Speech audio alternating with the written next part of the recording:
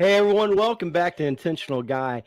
Today we're doing something always different on Intentional Guy. I'm bringing in my friend Dwayne Hall today, and Dwayne is going to bring us the outside perspective of our shows. I've done the interviews with them, and during this 28-day challenge, I think it's just so important. I don't want people to miss some of the great points. So I've asked a longtime friend of mine, dear friend of mine, Dwayne, if he would mind doing that. So after each of these episodes, we're going to only spend about 15 minutes, and we're going to bring just an outside man's perspective of what we saw. And so, Dwayne, we just did Love is an Attitude with my friend Blaine Brusman, and he did a really good job, didn't he? So He was great. He's great. he's a good guy. So Yeah. let's just cut to the chase, and I'm going to hand it over to you. Tell me some of the points that you liked Well, from that. I would like to start with reading the verse that you kind of prefaced in the beginning, which is Proverbs 27:17. It says, "Iron sharpeneth iron, so a man sharpeneth the countenance of his friend." I think that for this beginning of this challenge and everything, that's very important to understand. The first thing that I took from the conversation is, I believe you said that uh, to kind of find out your base in your friendships and your relationships is that look at the fi- five of your friends. Is that correct, Mike? Yeah, look at the top 5 For a people you male, hang out with, and you're the sum of that. exactly. And as I looked into my world from that, I sit back and I'm like, wow, probably couldn't get five. You know, Yeah. I Most got married you, men can't.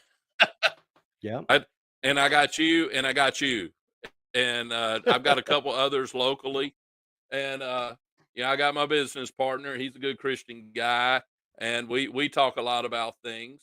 But his life is different. He's single. He's Yeah. not married, so a lot of these things kind of different for him and his perspective. But sometimes it's nice to also, when it comes to relationship, you may not always need to get your information and your input from married people. Sure. That's something that I've kind of learned through the process is, you if you have single friends, whether they be single from birth or whether be single through divorce or whatever is, you've got a lot to glean from them as far as, hey, what are you looking for and how are you looking for it? Yeah. And in those situations, it's a situation of can I give them advice or can I glean advice from them? In Yeah. how they're handling their life and their relationship and their pursuit of love in their life. Yeah. And so I guess the first takeaway that I personally had was as a male, we I think it's kind of ingrained in us early on in life of you're strong, you're an individual, you build your life, you live your life, you're a man. Um and we kind of take that and Right. then we don't share, we don't reach out to those around us for advice. Yep. And usually if the advice comes, we push it away and we reject it because it's not what we want to hear. Yes. So the first takeaway I had from your and Blaine's, conversation is for me personally, I can't speak for everyone else, but for me personally is I need to broaden my friend relationship and bring some people in that can bring something different into my world. Yeah. And in that also it can be is, in the iron sharpening iron, is it someone that I'm pouring into or someone that's pouring into me? And I think it's very important to have both. I I think I especially as a I totally Christian agree. and as a Christian leader, if you're only receiving, you're not doing your Yes. job. And if Yes. you're only giving, then you are shorting yourself by saying, my advice is greater than your advice. So therefore, I'm Yep. going to live by mine. You take it, and whatever you have to say, it doesn't matter. Because I believe, well, it goes back to my pastoring time. My dad told me when I first got in the ministry back in the early 90s, he said, son, always remember the easiest place to backslide and fall into sin is behind a pulpit Oh yeah. because you are the exhorter Yep. and everyone else thinks that they cannot come to you. And that's one thing that I loved about Blaine and your relationship is Blaine stepped up and he said, hey, Mike, brother, I love you. I see this going on, and this is how I was at one point, and I see you have a great relationship, but I see where if you make this little bit of shift, Yep. you can improve your relationship with your wife, and you can have a better relationship with your wife, and you're not only going to be your wife's best friend, but you're going to be your wife's hero. Yep. And let me And tell you, as men that in this conversation, challenge, do you want to be the friend, or do you want to be the sparkling knight coming in and saving the day with the mm, gift bag and the tissue paper and the socks at the end of the day? yep. Because I'm telling you, that changed that conversation. I I mean, had 2 I choices. At first, I got mad.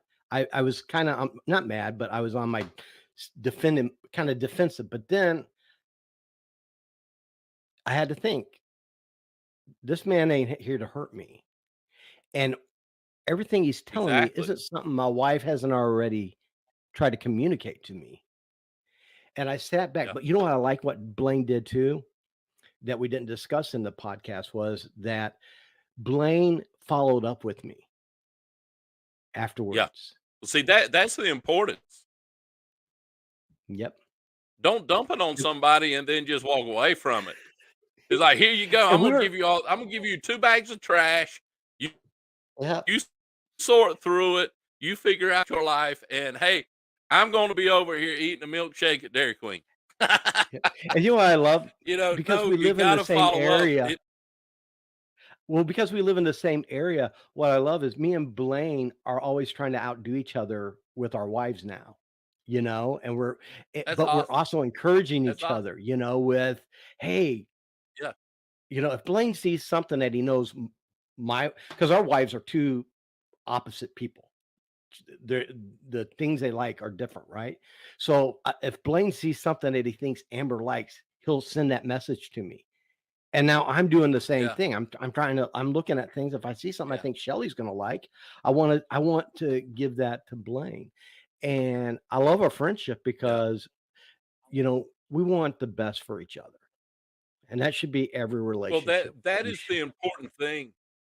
In this challenge, it goes into love for the wife and everything, but it also goes into the relationship with friendship that and I hate to say this, but it's very true, is you friendship can go one of two ways. A friendship can feed you or it can destroy you.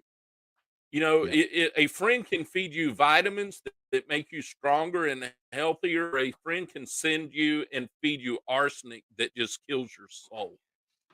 Mhm. And if you're involved in a toxic friendship, I hate to say this, but there comes a time you have to dust your sandals and say, "Hey, this isn't feeding my world, and it's not selfish."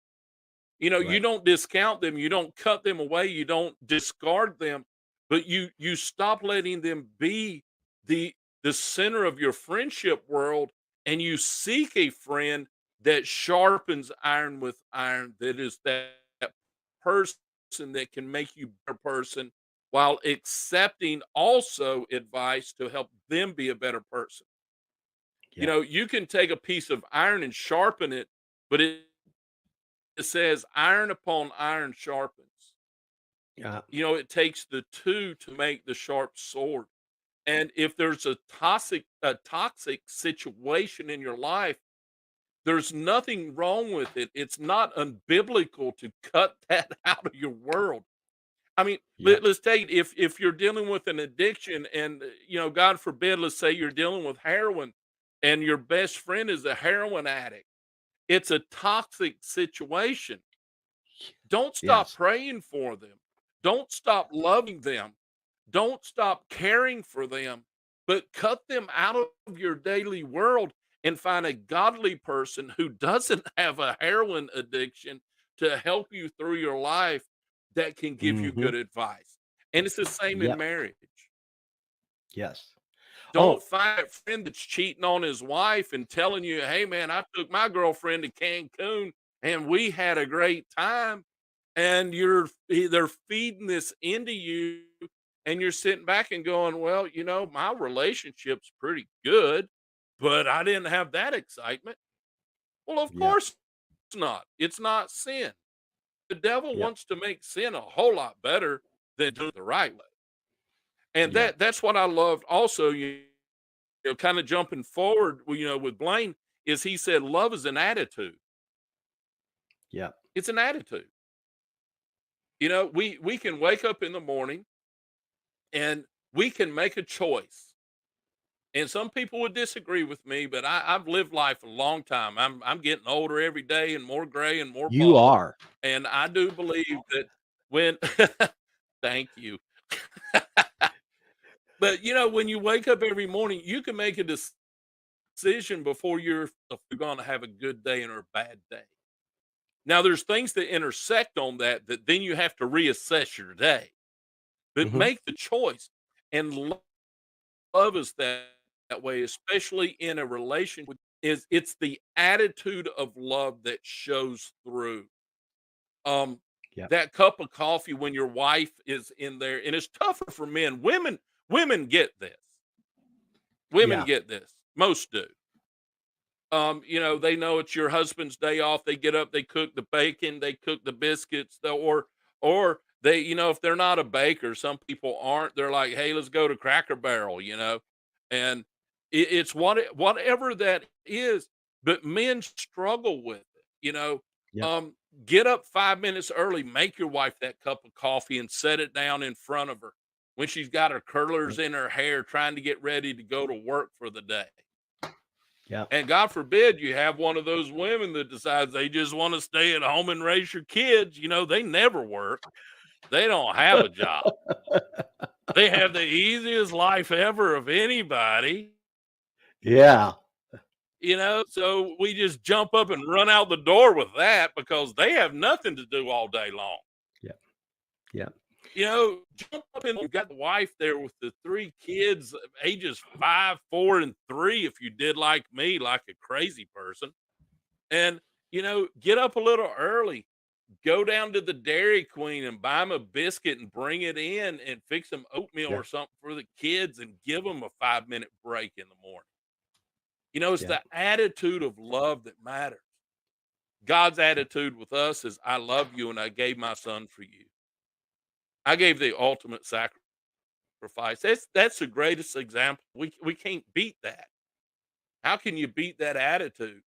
Yeah. He gave his best. He gave his only son for us, that he died and he rose again, that we could be saved and have eternal life in him.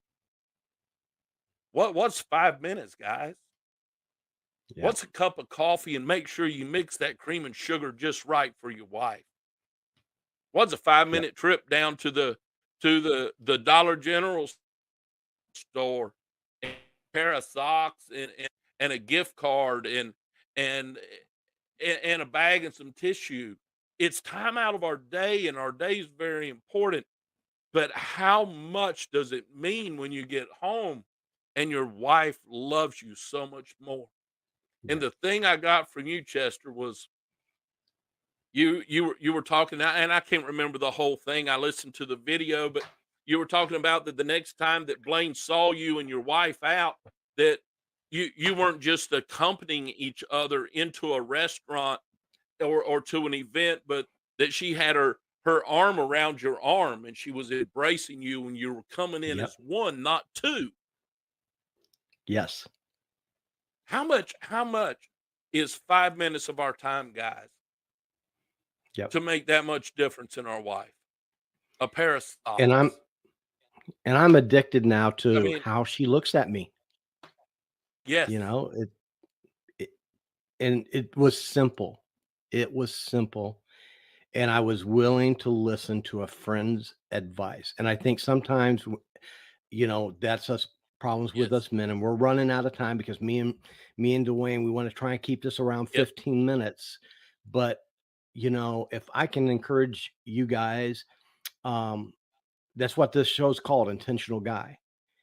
We need to be Yep. intentional. I can't control what my wife does. I control what I do. And that's what this is Yes. about. This is about you controlling the situation that you're in that you can do. And it's to open your eyes and say, can I do this better? And then Let me interject be one thing real intentional. quick, Mike. Yep. When it comes to being an intentional man, a lot of times we can stand back and we can say, well, if I do this, they won't do this. If you're intentional, the only person's attitude, the only person's action that matters is the intentional guy.